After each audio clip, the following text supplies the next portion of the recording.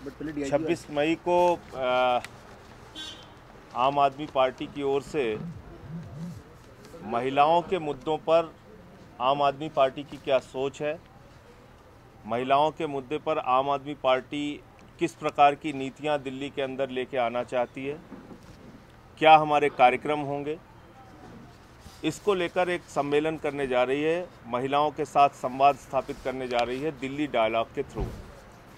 और दिल्ली डायलॉग का जो पूरा अभियान है वो हमारे भाई आशीष खेतान जी के नेतृत्व में, जिसमें मीरा सान्याल जी भी हैं, आदर्श शास्त्री जी भी हैं, आदर्श जी आप, और प्रीति शर्मा भी हैं उस पूरी कमेटी में।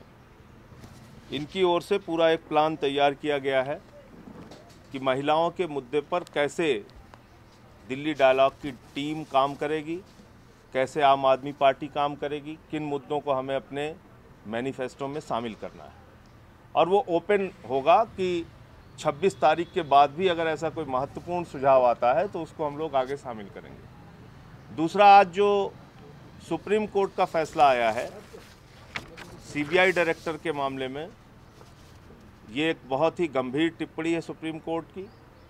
और मुझे लगता है कि इससे ज़्यादा शर्मनाक सीबीआई डायरेक्टर के लिए कुछ नहीं हो सकता। उनको तत्काल अपने पद से इस्तीफा दे देना चाहिए।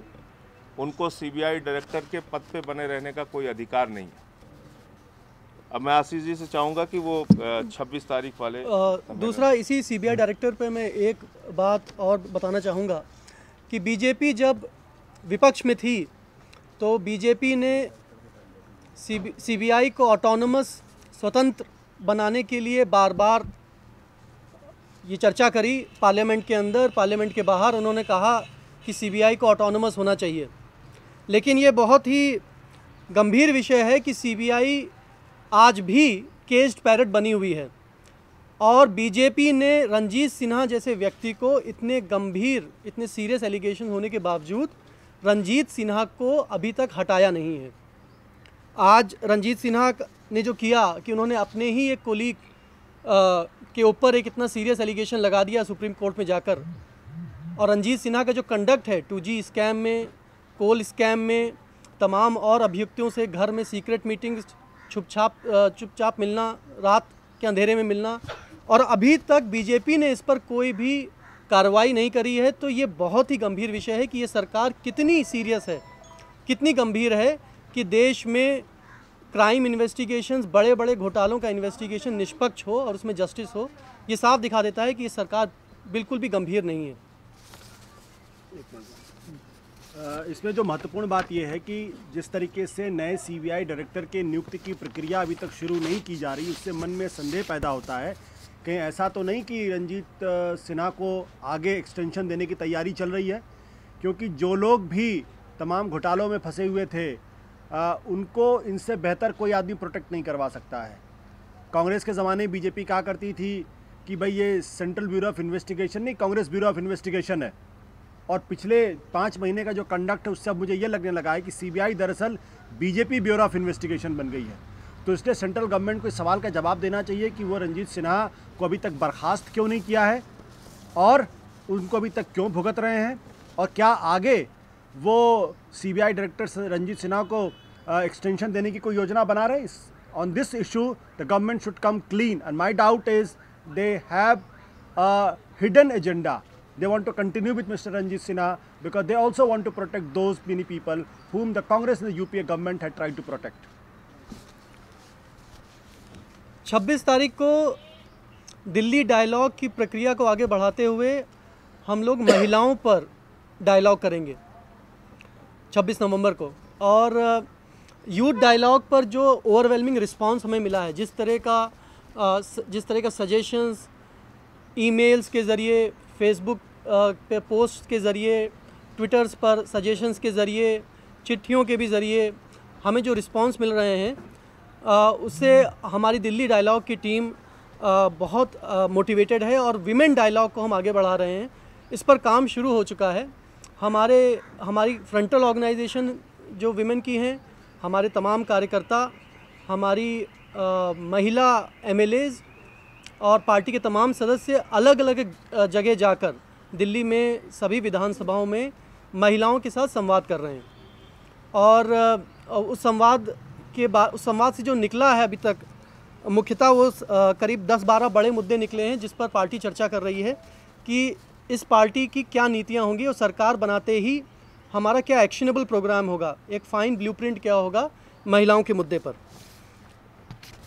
और इसके साथ ही हम जो डोमेन एक्सपर्ट्स हैं उनके साथ भी, जिन्होंने महिलाओं के मुद्दे पर तमाम काम किया है, चाहे महिलाओं की सुरक्षा का मामला हो, सशक्तिकरण का मामला हो, उस पर भी हम उनके साथ भी या तो 1-on-1 मीटिंग्स कर रहे हैं या तो हम छोटी छोटी राउंड टेबल्स कर रहे हैं 4-5 डोमेन एक्सपर्ट्स के साथ। जो 10-12 बड़े मुद्दे निकले हैं जिन पर हमारी पार्टी में चर्चा हो रही है और महिलाओं के साथ, दिल्ली की महिलाओं के साथ चर्चा हो रही है, तो सबसे बड़ा मुद्दा है कि दिल्ली को महिलाओं के लिए सुरक्षित कैसे बनाया जाए। और इसमें बहुत ही अच्छे सुझाव इस संवाद के ज़रिए निकल कर आए हैं और ये ज़्यादातर सुझाव खुद महिलाओं ने दिए हैं, छात्राओं ने दिए हैं, काम करने वाली महिलाओं ने दिए हैं, हर तरह की, चाहे वो बड़े अपस्केल नेबरहुड्स की महिलाएं हों या अनऑथराइज्ड कॉलोनीज़ की महिलाएं हों या लोअर मिडिल क्लास से हों, अक्रॉस ऑल सेक्शंस तमाम बहुत अच्छे सुझाव आए हैं। जो कुछ मोटे मोटे सुझाव आए हैं कि दिल्ली जैसा बड़ा शहर, राजधानी भारत की, वो सीसीटीवी से कवर्ड नहीं है और तमाम अंतर्राष्ट्रीय शहर, बड़े शहर, खासकर के राजधानियाँ, देश की राजधानियाँ सीसीटीवी से कवर्ड होती हैं। और सीसीटीवी आज क्राइम को सॉल्व करने में, क्राइम को रोकने में, अपराधियों के मन में खौफ बैठाने में एक सीसीटीवी बहुत अहम एक इफ़ेक्टिव टूल है। तो सीसीटीवी कैसे, पूरे शहर को सीसीटीवी से कैसे कवर किया जाए। दूसरा, जो महिलाओं के साथ अक्सर जो सबसे ज़्यादा ख़राब बर्ताव होता है और जहाँ महिलाएं सबसे ज़्यादा अपने आप को वल्नरेबल महसूस करती हैं, वो है पब्लिक ट्रांसपोर्ट। मेट्रो में तो खैर वहाँ पर मार्शल्स भी हैं और मेट्रो में सीसीटीवीज़ भी हैं और मेट्रो का एक अपना अलग माहौल है, लेकिन दिल्ली की जो बसेज़ हैं और दिल्ली के जो बस शेल्टर्स हैं और बस अड्डे हैं, वहाँ पर महिलाएं अपने आप को बहुत असुरक्षित महसूस करती हैं। तो दिल्ली के पब्लिक ट्रांसपोर्ट सिस्टम को, खासकर की बसेस को, बस शेल्टर्स को कैसे महिलाओं के लिए सुरक्षित किया जाए, इस पर पार्टी में बहुत गंभीर रूप से बहस चल रही है। एक और महिलाओं के लिए बड़ी समस्या है कि लास्ट माइल कनेक्टिविटी। बसेस से उतरने के बाद अक्सर अपने घर तक जाने के लिए या दफ्तर तक जाने के लिए सेफ़ ट्रांसपोर्ट नहीं है। तो दिल्ली के ट्रांसपोर्ट को महिलाओं के लिए और कैसे अनुकूल बनाया जा सके, इस पर भी हमारी पार्टी काम कर रही है। टॉयलेट्स एक बहुत बड़ी समस्या है दिल्ली की महिलाओं के लिए। पब्लिक प्लेसेस में, मार्केट्स में, बस शेल्टर्स के आसपास टॉयलेट्स नहीं हैं महिलाओं के लिए और ये बहुत गंभीर मुद्दा है। अनऑथराइज्ड कॉलोनीज़ और जे क्लस्टर्स में भी महिलाओं के लिए टॉयलेट्स नहीं हैं। और आपने जैसा देखा कि यूपी में एक बड़ी ही दर्दनाक घटना हुई थी कि जहाँ पर 2 बच्चियाँ शौचालय के लिए गईं। उस केस के फैक्ट्स आज सीबीआई ज़रूर इन्वेस्टिगेट कर रही है, लेकिन यह है कि शौचालय के लिए जब महिलाएं जाती हैं, और दिल्ली में ऐसे तमाम अनऑथराइज्ड कॉलोनी जे क्लस्टर्स हैं जहाँ पर शौचालय के लिए महिलाओं के पास कोई व्यवस्था नहीं है। इसी तरह जब महिलाएं घर से बाहर निकलती हैं शॉपिंग के लिए, कॉलेज जाने के लिए, ऑफिस के लिए, तो भी उनको टॉयलेट्स की ज़रूरत महसूस होती है और इस तरह के टॉयलेट्स दिल्ली में नहीं है महिलाओं के लिए। तो उस पर भी हम काम कर रहे हैं और उस पर हमने करीब बहुत अच्छी नीति बना ली है कि दिल्ली में कैसे महिलाओं के लिए टॉयलेट्स बनाने चाहिए और कितने टॉयलेट्स की ज़रूरत है। स्ट्रीट लाइटिंग एक बहुत बड़ा मुद्दा है। दिल्ली में बहुत सारे ऐसे क्षेत्र हैं जहां पर अंधेरा रहता है, सुनसान हो रहते हैं, तो उन पर स्ट्रीट लाइटिंग बेहतर कैसे की जा सके, इस पर हम काम कर रहे हैं। दूसरा, महिलाओं का सशक्तिकरण एक मुद्दा है कि दिल्ली में महिलाएं बहुत सारे काम ऐसे करती हैं जिन्हें हम सेल्फ एंटरप्रेन्योरशिप की कैटेगरी में ब्रैकेट में रख सकते हैं। छोटी बेकरीज चलाने का काम हो, छोटे टेलरिंग शॉप्स का काम हो, बुटीक्स का काम हो, टेक्सटाइल्स में बहुत सारी महिलाएं सेल्फ एम्प्लॉयड हैं। इसी तरह अगर आप जे क्लस्टर्स या अनऑथराइज्ड कॉलोनीज़ में जाएं तो वहाँ पर भी महिलाएं बहुत सारे ऐसे काम करती हैं जिसे आप स्वयं रोजगार की श्रेणी में रख सकते हैं। तो उनकी वर्किंग कंडीशंस को, उनके वेज रेगुलेशंस को हम कैसे और बेहतर कर सकते हैं, रेगुलेट कर सकते हैं। दूसरा, जो सेल्फ एंटरप्रेन्योरशिप की बात है उसे महिलाओं में हम कैसे और प्रमोट कर सकते हैं। 3 बड़े मुद्दे आते हैं। कोई भी महिला जब अपना कोई छोटा सा व्यवसाय या उद्योग खड़ा करना चाहती है, वो होता है क्रेडिट, फिर होता है मार्केटिंग और तीसरा होता है रेगुलेशंस। तो उन तीनों मुद्दों पर हम काम कर रहे हैं और उसमें तमाम बहुत अच्छे सुझाव खुद ही महिलाओं से आए हैं और उस पर हम काम कर रहे हैं। तो ये जो बड़े मुद्दे हैं इस पर काम कर रहे हैं। एक और मुद्दा इसमें रह जाता है कि दिल्ली में वर्किंग विमेन के लिए और छात्राओं के लिए हॉस्टल्स की कमी बहुत है। उन्हें अक्सर हॉस्टल्स नहीं मिलते हैं और उन्हें अक्सर मकान भी किराए पर नहीं मिलते हैं, खासकर जो सिंगल विमेन हैं। तो उस पर भी हम एक चुनी हुई सरकार, हमारी आम आदमी पार्टी की सरकार क्या कर सकती है उस पर काम कर रहे हैं। ये मोटे मोटे मुद्दे हैं, इसमें बहुत सारे और आइटम्स भी हैं, लेकिन इसे सम अप करके हम ये कह सकते हैं कि महिलाओं की सुरक्षा, सशक्तिकरण और बराबरी के अवसर, तो इन 3-4 बड़े मुद्दों पर हमारी पार्टी काम कर रही है। सुझाव आ रहे हैं और सुझाव आगे आते रहेंगे। महिलाओं के साथ संवाद जारी है, ऑनलाइन भी और ग्राउंड पर भी।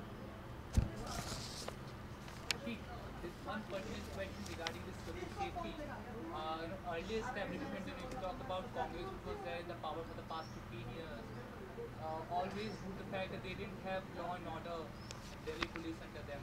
That's why they could not do much about it. How is your party going to ensure the women's safety issue when Delhi police is not going to under you, and when the Congress was in the power for 15 years and they had their same establishment in the center also, they couldn't do it. How are you going to do it when BJP is at the center? See, first of all, it has been a long-standing demand of a party that we want full-fledged statehood for Delhi, and ironically, this is also the promise that BJP made, but never implemented. Today, BJP is in power in the center. It will take them just few minutes to give full statehood to Delhi, but that hasn't happened. Also, what shows the duplicacy and double standard of BJP is that they had promised that they will bring police directly under the control of the state government of Delhi, which has not happened so far, and there is not even a word on the subject. So we want full statehood for Delhi, and certainly we want Delhi police to be directly accountable and responsible to the elected government of Delhi. There's one thing that I would like to say in addition is that yes, while Delhi police is not with the Delhi government, but there are several steps an elected government in Delhi could have taken. Because जैसे हमने ये transport वाला मुद्दा उठाया है, last mile connectivity वाला मुद्दा उठाया है, ये महिलाओं की सुरक्षा के लिए बहुत बड़ा मुद्दा है। और वो DTC चाहे हो, चाहे पूरा दिल्ली का ट्रांसपोर्ट हो, आज भी दिल्ली सरकार के अंडर आता है। अगर वो चाहे वो उस पर कदम उठा सकते हैं। चाहे दिल्ली में लाइटिंग का मुद्दा हो, चाहे DTC बसेस के अंदर के सेफ्टी का मुद्दा हो, तो बहुत सारा सवाल यहाँ पर पॉलिटिकल विल पर भी आके रुक जाता है। जो डोमेन हमारी कंट्रोल के अंदर है, हम उस पर ही नहीं एक्ट कर रहे हैं, तो हम ये कैसे मान लें कि पुरानी सरकार एक्चुअली सीरियस थी कि वो एक्चुअली स्टेटहुड लेना चाहती थी या लॉ एंड ऑर्डर अपने अंडर लेना चाहती थी। शौचालय वाला जो मुद्दा उठाया, ये तो मोदी जी का लग रहा है फोटोकॉपी है। लाल किला से वाल्मीकि मंदिर से लेकर अमेरिका तक तो शौचालय की बात प्रमुखता से उठा रहे हैं। नंबर 1, आपने कहा कि भाई सेफ्टी की बड़ी ज़रूरत है। आपने महिला कमांडो बनाने की घोषणा की थी पिछले जो आपके 49 दिनों के, उसमें क्या आपने एक नोटिफिकेशन भी जारी किया? अगर वो जारी किया तो आप फोटोकॉपी जारी करना चाहिए कि भाई हमारी 49 दिनों की सरकार ने इतनी महिलाओं के लिए वो किया कि भाई हमने उसके लिए कदम उठाए। आप 49 दिन से ज़्यादा भी अगर वक्त होता तो देख लेते ना। आप 49 दिन पर अटक गए, 49 दिन के आगे भी दुनिया चलती है। मौका मिलता तो उस पर और भी काम करते हैं। जिन स्टेट्स में उनकी खुद की पुलिस है, अदर स्टेट्स लाइक, क्या वहाँ पे पुलिस इंश्योर कर पाती है महिलाओं की सुरक्षा, या पुलिस रिफॉर्म्स की भी एक बहुत आइडिया जरूरत है इस चीज़ में? और एक तरह दूसरा सवाल था वुमेन सेफ्टी को लेकर, क्योंकि दिल्ली मेट्रो है, बहुत सारे लड़कियाँ वर्किंग होती, मेंस वर्किंग होते हैं, बहुत सारे प्राइवेट सेक्टर्स में भी जॉब करते हैं, और वो लेट नाइट तक या बहुत शाम तक जब बाद में फिर पब्लिक ट्रांसपोर्ट सिस्टम नहीं रहती है। बहुत सारे गाइडलाइंस आए थे कि उनको घर तक ड्रॉपिंग की व्यवस्था की जाए। तो क्या आप लोग ट्रेडर से या लॉ जो भी लेबर्स लॉ इनमें रिफॉर्म्स करके इंश्योर करेंगे कि जो महिलाएं देर तक काम करती हैं उनको घर तक ड्रॉपिंग दिया जाए? I want to underscore a few broad points. One, our party is committed to make schools, colleges, neighborhoods and working places and public places safe for women and girls. Our party is committed. We do need the assistance of Delhi police, or we do need an effective and honest police machinery directly working under us, and it is our demand. But till that happens, we would take whatever is within our means and within our reach to make Delhi safe and secure for women. And I had just listed out the measures, some of the measures which are on the table. And coming to the question of police reforms, our party had police reforms as a major issue in our 2014 election manifesto for Lok Sabha. So police reform, our party is totally committed to make police accountable, efficient, transparent and responsible to the people. We are totally committed to it, and the question should be directed to the BJP, that there are Prakash Singh judgment recommendations on police reforms, Supreme Court recommendations. In how many states has the BJP or the Congress party for that matter implemented those recommendations? And according to me, there is not even one state directly ruled by Congress or the BJP where the recommendations have been implemented. जी, अभी पिछले दिनों 1-2 दिन पहले की बात है, आप लोगों ने ध्यान दिया होगा कि अदालत ने बाकायदा दिल्ली पुलिस को फटकार लगाई है कि आपके यहाँ वैकेंसीज इतनी खाली पड़ी हुई, आप उसको भरने का काम करिए। मुझे लगता है कि पुलिस रिफॉर्म तो बाद में होगा, पहले दिल्ली को जितने पुलिस पर्सनल की ज़रूरत है अगर वही फिल कर दिया जाए तो भी महिलाओं की सुरक्षा का काम काफ़ी संतोषजनक हो जाएगा। दूसरा, जैसे हमने कहा सीसीटीवी कैमरेज वर्ल्ड ओवर सबसे इफ़ेक्टिव मैकेनिज़्म है क्राइम को रोकने का, सबसे इफ़ेक्टिव है, क्योंकि आप हर घर के सामने आप पुलिस नहीं बिठा सकते, लेकिन हर घर के सामने आप सीसीटीवी कैमरे का जाल बिठा सकते हैं। वेस्ट में इसको लेकर डिबेट भी शुरू होती है कि हाँ प्राइवेसी के इश्यूज़ आते हैं, बट वो बहुत इफ़ेक्टिव रहा। तीसरी बात, हमको दिल्ली के अंदर एक जन जागरण अभियान शुरू करना पड़ेगा, और हमारी पार्टी सरकार में आती है उसको करेंगे, ताकि महिलाओं के प्रति जो एक जो दृष्टि है उसको बदलने का काम करें। अगर राज्य हमारे पास हो, पुलिस हमारे पास हो, तो जाहिर सी बात है बहुत इफेक्टिव तरीके से किया जा सकता है, लेकिन कम से कम जो रिक्रूटमेंट का काम है वो तो बहुत आसानी से हो सकता है, सीसीटीवी का काम बहुत आसानी से हो सकता है, और जन अभियान बहुत आसानी से शुरू किया जा सकता है। देखिए, दिल्ली सरकार के पास पुलिस का एक हिस्सा था एंटी करप्शन ब्यूरो का। अब उसको इन्होंने क्या किया कि उसमें परिवर्तन कर दिया उसके ज्यूरिसडिक्शन में। ये साफ दर्शाता है कि जो केंद्र की सरकार है वो कितनी घबराई और बौखलाई हुई है। उसको ये लग रहा है कि अरविंद केजरीवाल अगर फिर आ गए तो फिर किसी बीरप्पा मोइली पे मुकदमा होगा, फिर किसी अंबानी पे मुकदमा होगा, तो इसके बचने के लिए अभी से उन्होंने इंतजाम कर लिया कि उसके भी पर काट दिए। जो सरकार, जो पार्टी दिल्ली को पूर्ण राज्य दर्जा देने की बात कहती है, भारतीय जनता पार्टी, वो एसीबी के ज्यूरिसडिक्शन में ही कमी कर रही है, परिवर्तन कर रही है। ये क्या दर्शाता है? इसका मतलब कि दिल्ली सरकार को केंद्र की सरकार वो अधिकार नहीं देना चाहती जिससे वो स्वतंत्रता से काम कर सके। और जो आपने जो जेएस वर्मा कमेटी की बात करी थी किसी ने यहाँ पर, तो जो हमारे अधिकार क्षेत्र में है, दिल्ली सरकार के जो भी अधिकार क्षेत्र में होगा, जस्टिस वर्मा की कमेटी की जितनी भी रिकमेंडेशंस हैं सेक्सुअल हैरेसमेंट को लेकर और क्राइम अगेंस्ट वुमेन को लेकर, उनको हम इम्प्लीमेंट करेंगे। और जो केंद्र सरकार के अधिकार क्षेत्र में है, we will provide thought leadership on those issues. Will continue to mount pressure on the central government to implement all JS Verma committee recommendations. One more important point. There is one issue which has not been addressed by any government, which is of sexual harassment of women in unorganized sector. And it's a big item on our agenda. Sexual harassment of women in unorganized sector. We want to completely regulate it. We want to see to it that there is no sexual harassment of women in unorganized sector, in informal sector. 26 का कार्यक्रम आपको सूचना मिल जाएगी। 26 का कार्यक्रम कहाँ हो रहा है? You will get all the figures. आज this is a teaser. You will get all the figures.